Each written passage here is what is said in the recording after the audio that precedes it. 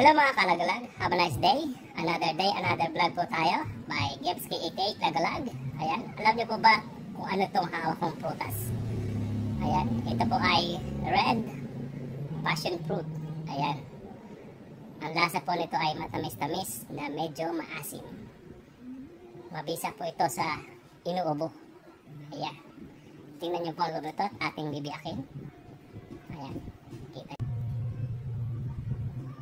So ayan na, natin ang nabiyak. Ayan. Ayan, kita niyo po ba? Dilaw na dilaw ang laman, masarap. Atin mong titikman. Juicy. Yummy. Kain tayo. Masim-masim na matamis.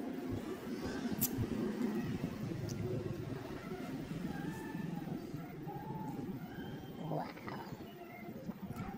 Nahulog. Sayang.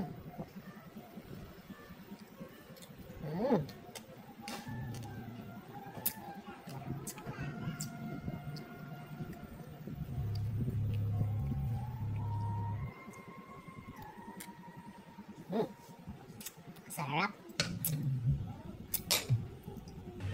Ayan, dito ko nga pala pinulot yan sa aking bakuran. Yung passion fruit na yung ating kinain kanina.